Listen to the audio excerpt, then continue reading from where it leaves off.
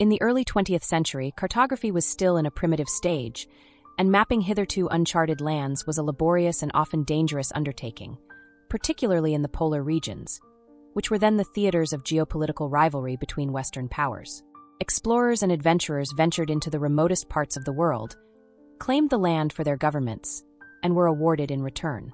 The Danish expedition, and the follow-up one, was a journey to Greenland to find proof of whether Greenland was one landmass or divided, as suggested by Robert Peary, an American explorer. Captain Ejnar Mikkelsen riding through a thick snowstorm with their sled dogs. They make their way back to their ship, Alabama, which is stranded in the frozen waters. Jorgensen's feet are frostbitten, so the crew holds him down as they proceed to amputate his toes.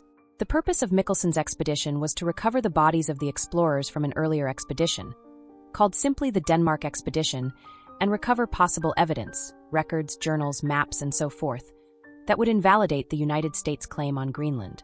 It's Christmas, and the crew celebrates, with Captain Mikkelsen making a toast to the brave men who came with him, and those before, to fulfill this exploration mission.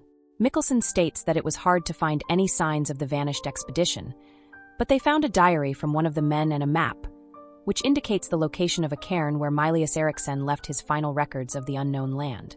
Captain Mikkelsen announces that he's going to attempt another journey beyond the ice cap to retrieve the findings the last expedition left behind. His crew is uneasy at the thought that they are not going home. Since Jorgensen is incapacitated, he needs a volunteer from the men to accompany him. However, none of the men are eager to go, as they view Mikkelsen as overzealous about the mission and believe he would rather give his life than go back without success. The next day, the crew discusses if anyone has volunteered yet, and the consensus is that nobody wants to risk their life to search for a stack of stones hundreds of miles away. However, one man, a greenhorn named Ivar Iversen, a mechanic who isn't even a permanent part of the crew, has a lot of respect for the captain and even idolizes him. Iversen wants to accompany him on his journey. Mikkelsen says he will think about it. Later, we see Ivar trying to learn how to drive the dog sled, but he's having trouble handling them. Jorgensen and Captain Mikkelsen discuss Iversen. Jorgensen tries to talk him out of proceeding with this suicide trip, as he'd be risking his life, and Iversen is just a mechanic, not suitable for this mission. Mikkelsen is firm about his decision, and since Iversen is the only volunteer, he's the only real choice he has. The trip to the cairn and back to the ship will take roughly 5 months, and he tells Jorgensen that if he has not returned by August, to leave without them. It's March 1910, day 1 of the expedition. The two brave men have their picture taken as they leave on their perilous journey. The crew wishes them good luck, and they set off into the unknown. Mikkelsen gives tips and instructions for Iversen to follow. They reach their first obstacle, a hill they need to climb to get across the other side. They manage to ascend the hill and arrive at the ice cap. As night comes, a strong wind blows outside the group's tent. Iversen tries to make small talk with the captain, but is mostly ignored. Day 26. They continue through a snowstorm and are forced to set up camp due to limited visibility. Iversen asks the captain what he thinks happened to the Denmark expedition of Mylius Eriksson.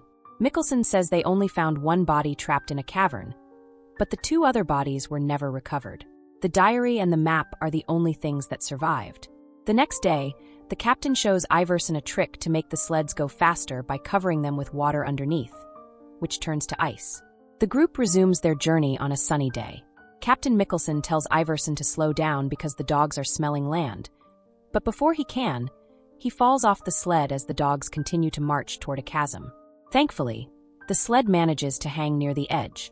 Iversen climbs down to tie a rope around it so they can pull it back up, but a portion of their supplies falls off in the process. Iversen's lead dog, Bjorn, is left hanging over the edge. Iversen tries to pull him back up, but the rope suddenly breaks. Iversen is guilt-stricken over the lost supplies, but most of all, over the life of his lead dog. The group proceeds the next day and finally passes through the ice cap. Day 48. Iversen asks the captain why he is willing to put his life on the line out here, all alone, in the middle of nowhere. Mikkelsen says it's important work and that someone needs to do it. Their supplies are starting to run low, so they are forced to shoot one of the dogs to feed the pack and proceed on half rations. Day 84. After not finding the cairn for 3 months, Iversen says they are out of supplies and asks the captain if there is a point where they'd give up and go back. Mikkelsen is firm and says that they will find it and that he won't give up. They are left with only one dog's sled as they continue on their journey. After the low morale of their long search, Mikkelsen finally spots the cairn on the horizon. They dig through the stones to find some food and a message left by the previous search party, stating that the Peary Channel does not exist and that the Navy Cliff is joined by land to Heilprin Land. Mikkelsen cries with joy as this confirms Greenland is one and not divided, which means the USA has no claim over any of the land. The men cook and drink the soup left by the other party to celebrate their successful voyage as they prepare to head back to their ship. Day 132. They lose more dogs due to exhaustion. The group is forced to eat some of the meat of the deceased animals as they have no provisions left. They continue on their journey back with a handful of dogs.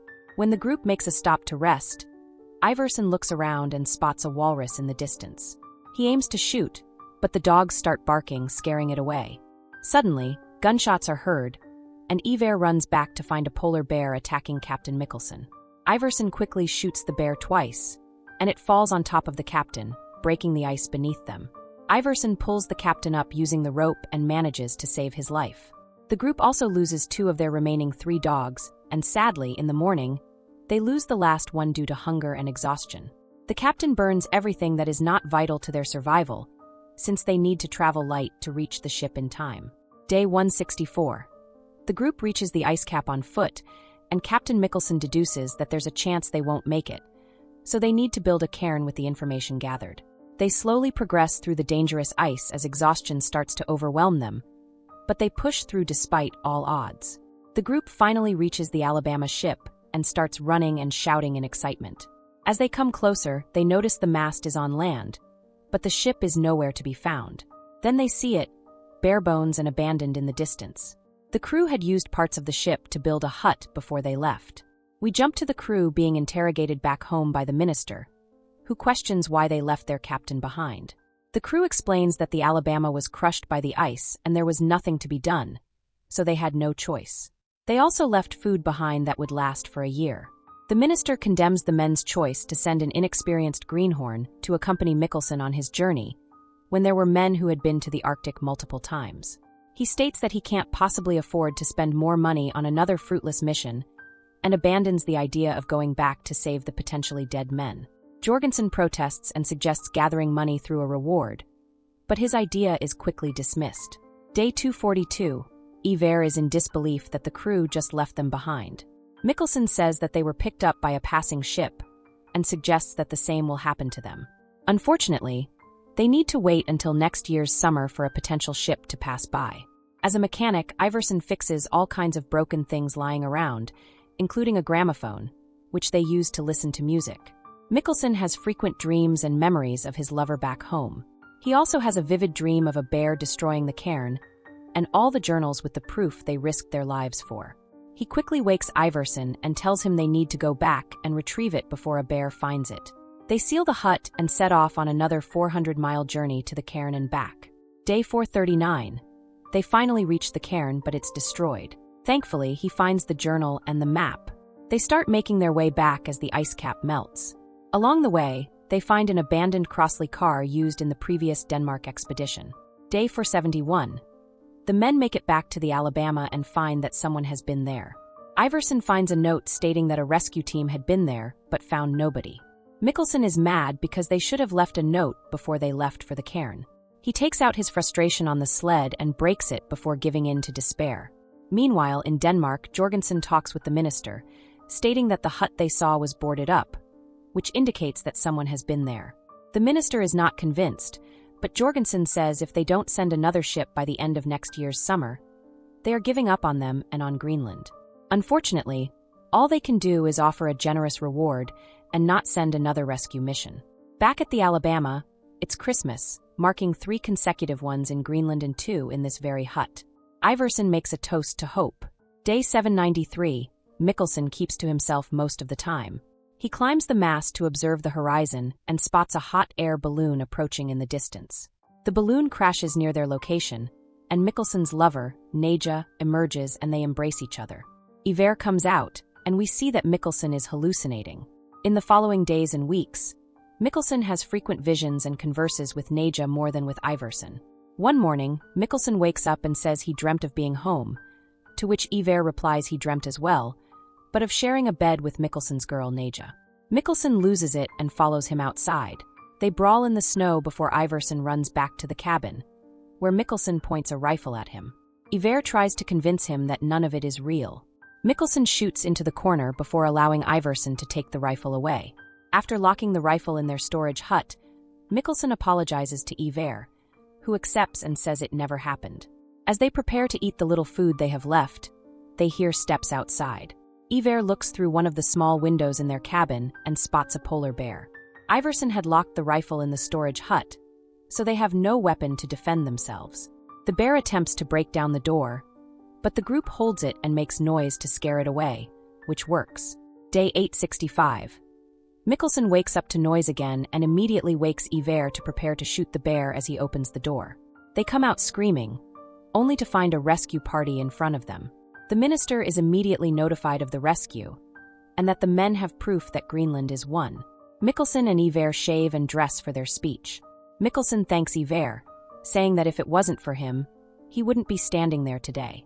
Thanks to the proof they brought back home, the USA acknowledges that Peary Land is not an island, but part of Greenland. Naja appears and Mikkelson, thinking he is still hallucinating, asks Iver to confirm that she is there, which he does. They embrace, and she congratulates them both. They are introduced on stage with loud applause as the movie draws to a close. So that's it. Hope you enjoy the story. Follow for more videos.